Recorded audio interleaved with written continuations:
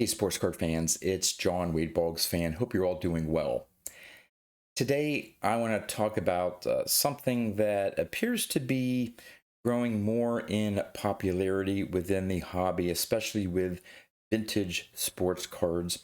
And it may be in just its infancy, but it appears that it may become more and more popular. And that is the third party eye appeal grading, the MBA stickers. I think PWCC, Fanatics, and maybe others take a look at the card and potentially determine it to be an exceptional quality. MBA has a silver and a gold sticker, identifying just how nice of a copy potentially a card is for its grade. And before I get into that discussion, there's an economics term that I'm going to be referring to here, and that's called market inefficiency. So here's the definition of market inefficiency. Market inefficiency occurs when asset prices do not accurately reflect all available information, causing them to deviate from their true intrinsic value. This results in market mispricing, allowing for potential consistent risk-adjusted profits. Now, there are a couple key aspects of market inefficiency. Mispricing. Assets may be overvalued or undervalued, creating opportunities for arbitrage. For example, finding the same asset trading at different prices on different exchanges. And another key aspect is information asymmetry. Situations where one party possesses more or better information than another. Now, this market inefficiency topic was brought up recently in a video by Because I'm Carlos. And his video was more tied to the inconsistency in grading, the grading companies making mistakes. There's a recent video out where I forget who it was now, but within Sports Card Investors, I think, submitted a Ken Griffey Jr. Upper Deck rookie card multiple times to different grading companies and got all different results. And Carlos's video was on that and how you may potentially be able to take advantage of the inconsistency within grading. It was a great video. I actually will have a link to Carlos's video in the description of this video. Definitely go check it out and give it a listen. It's a great analysis about the inconsistency in grading. Now, this video here is not really about that subject, although it touches upon it. Now, before I get into the MBA stickers and this whole thing with the eye appeal stickers and third-party opinions on the eye appeal of a card, I want to take a step back and talk about grading. Now, I'm not getting into pros and cons of grading and the grading companies and this is a scam and all that stuff. I'm just using it as a historical context. So grading started, I think, in around the early 90s, and it slowly started to become more and more acceptable in the hobby, especially toward the late 90s, especially when eBay started becoming more popular to buy cards from. Before eBay, for the most part, if you wanted to buy cards, specific individual cards, especially like vintage cards or other cards, you'd go to your local card shop or you'd go to a card show, and you could actually look at the card, hold it up, see if there's any creases or whatever. And so if you go up to a dealer at a show prior to the proliferation of great slabs and grading cards, if a dealer says, hey, this card is in near mint condition and I'm asking $100 for it, you could take a look at that card and say, well, I see a little crease here. Maybe this one corner has a little bend and stuff. And that's where the information asymmetry comes in with the market inefficiency. You could find something, wrong with that card and you can haggle a little bit with the dealer potentially. Maybe they missed something. Oh yeah, you know what? I didn't see that little crease there. Okay, maybe it isn't near mint. Maybe I'll be willing to work with you and so on. But it was a negotiation. And in some cases, there may be a case where a seller thinks the card is in a worse condition and you think it looks really nice. Now, the purpose of grading, at least the initial purpose of grading, was one for authentication. but two, it was meant to be a third-party professional opinion. Okay, we'll leave that how much or how that pertains today, but a third-party professional opinion of the grade of the card. What that did for collectors is it did a couple things. One, it potentially reduced the market inefficiency by the seller saying, hey, it's not my opinion that this card is in near mint condition. Look, PSA says it is in near mint condition, and so this is what I'm selling it at. So don't try to tell me it's in a very good condition or whatever. This third party says it is a near mint card. And oh, by the way, I had to pay extra for that professional opinion. So I'm going to charge more than maybe this other card that's not graded that I still think maybe is near mint, but I'm not sure or whatever. And so as us as collectors, we're like, okay, well, if we want the assurance that it's authentic and we want a third party opinion of what that card, the condition of that card really is, okay, I'm gonna have to pay more for it. So it took away some of the advantages for collectors and benefited sellers by them being able to charge more for their cards. In fact, you see it now today.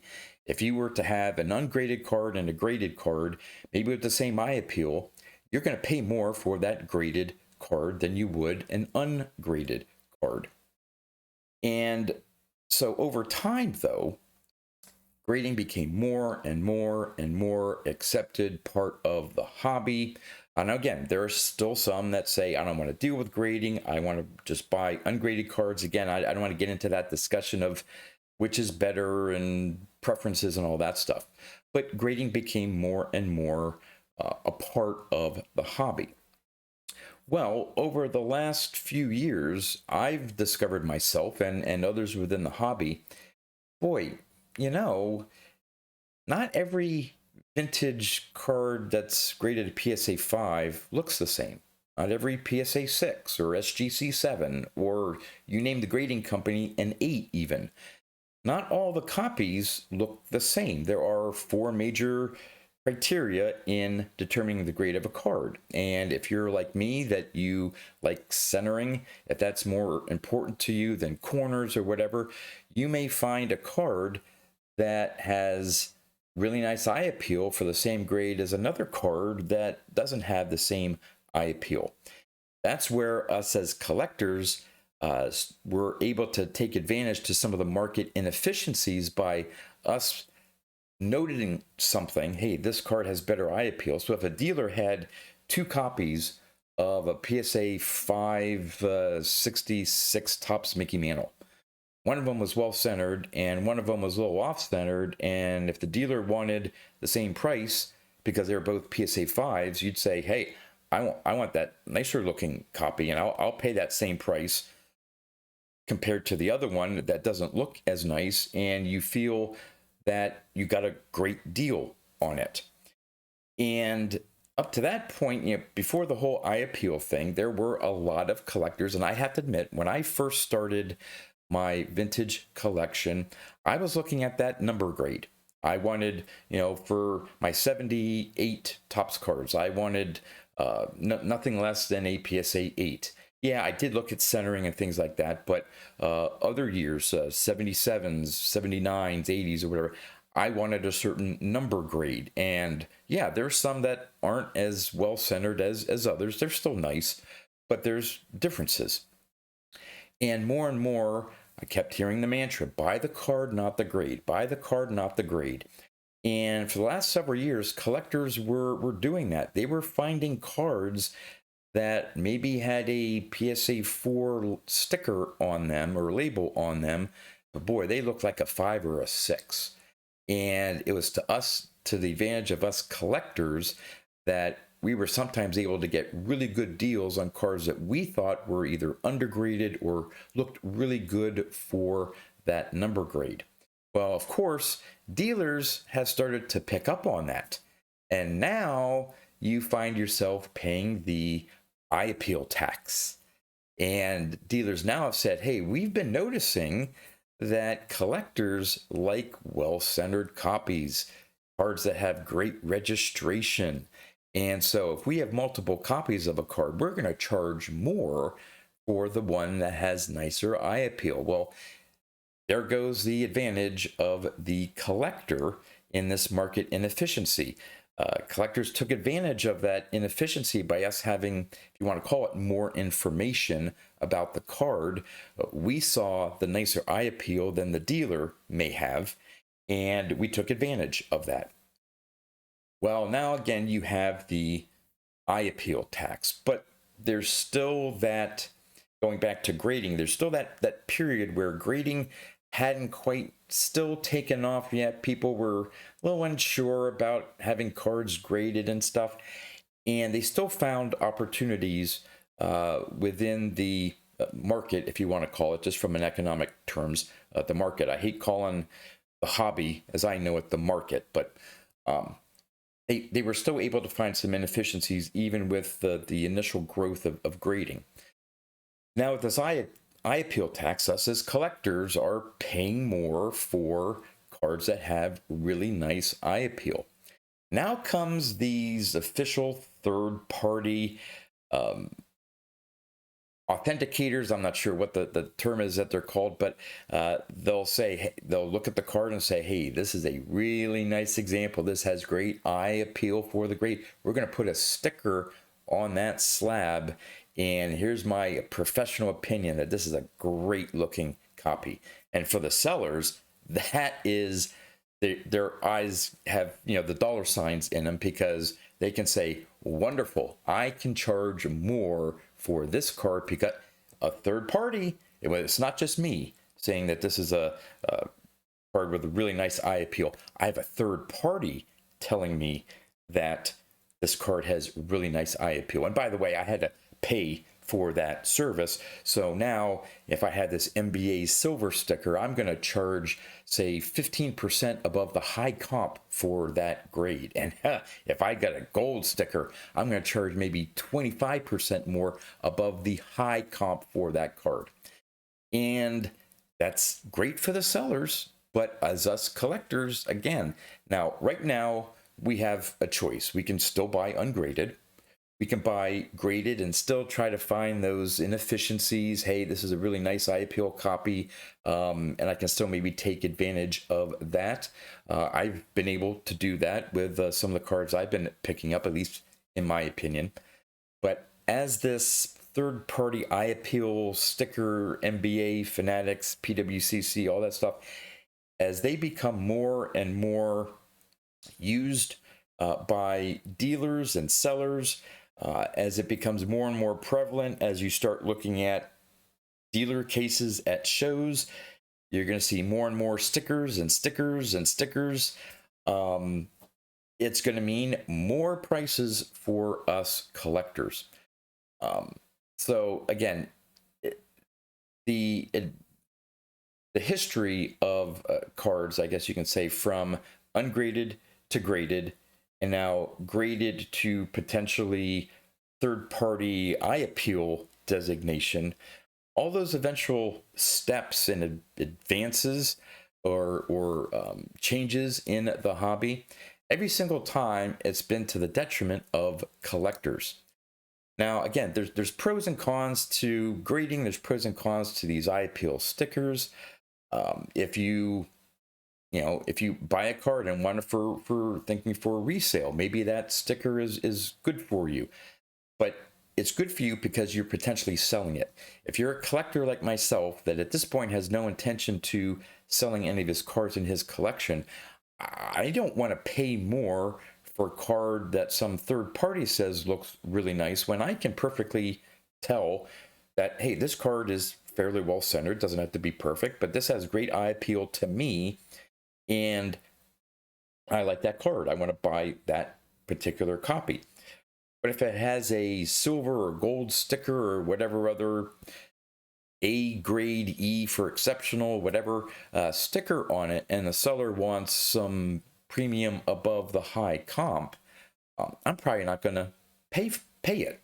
Why would I pay more just because some third party says it has a nice eye appeal? So for those of you wondering what my opinion is about these eye appeal stickers, I have a feeling it's going to become more and more popular. You're going to see more and more dealers try to submit their cards to these companies to get these stickers because it means more money from them. For them, I don't blame them. I'm not saying that they're wrong for doing it. They have a business. If they can buy a card, especially ungraded, then get it graded, then get an eye appeal sticker, their profit on that card could go way up. And I don't blame them for taking advantage of that. All I'm saying is, from a collector's standpoint, it's squeezing me even more. It may even get to a point where if I'm looking at a card in a PSA 4 and it has a gold sticker on it because it has absolutely great centering and color and just a great example for PSA 4, dealers may actually charge more for that gold sticker 4 than a card in a real nice eye appeal in a PSA 5 without a sticker. Maybe it didn't quite qualify for a sticker. And you may say, John, okay, well then buy the PSA 5 copy. Well, PSA 5 copies are normally more expensive than PSA 4 copies. So, okay, yes, sure, if I stick to my grounds and say I don't want to buy any slabs with those eye appeal stickers, I still may be forced at some point, again, if it becomes more and more accepted and used and dealers have cases full of cards with those stickers, I still may have to pay more for a card in a nice eye appeal because the ones that are in the lower grade, which I've been able to take advantage of now by saving money by dropping a grade or two and still getting a really nice looking card, I may have to go up those number grades and pay more anyway. So would love to know your thoughts on this whole eye appeal sticker thing. Do you think it's something that is a short-term fad? Is it something like grading is going to start off slow, maybe not fully get accepted, but at some point dealer cases are going to be full of eye appeal sticker cards, and then you're going to see, something off to the side about, cheap slab cards and all the off-center cards or cards full of creases or whatever are going to be at some discount bin because everyone is focused on the eye appeal. I don't know what's going to happen. I don't know how fast this is going to accelerate in the hobby, but from just some examples, I heard it out at the West Coast show that happened a few weeks ago. I heard from a couple YouTubers that I was seeing a lot of sticker slabs with the silver and the gold MBA stickers, maybe some other, again, third-party eye appeal stickers, and dealers wanted a lot more for those cards. And so as a collector, I'm going to do whatever I can for as long as I can to try to take advantage of any market efficiencies that are still out there and remaining, and try to find those little gems of a PSA 4 that may look like a 5 or a 6, or a 3 that looks like a 4, or a 5 that looks like a 6, and try to take advantage to be able to spend less money on a card. Dealers, obviously, they want to sell the card for the most amount of money. Again, I don't blame them. Us collectors, again, if we're not looking to flip cards and whatever, we're looking to buy cards, nice looking cards, for as little money as possible to stretch our hobby budget. So it's always going to be a back and forth. There's always going to be times within the hobby or market where there may become some inefficiencies that collectors can maybe still take advantage of. But I see this potential growth in these third-party eye appeal stickers as eroding that market inefficiency for us collectors to be able to get good deals on cards. So we'd love to know your thoughts in the comments about this topic. And with that, that's all I have for you. So until next time, thanks for watching.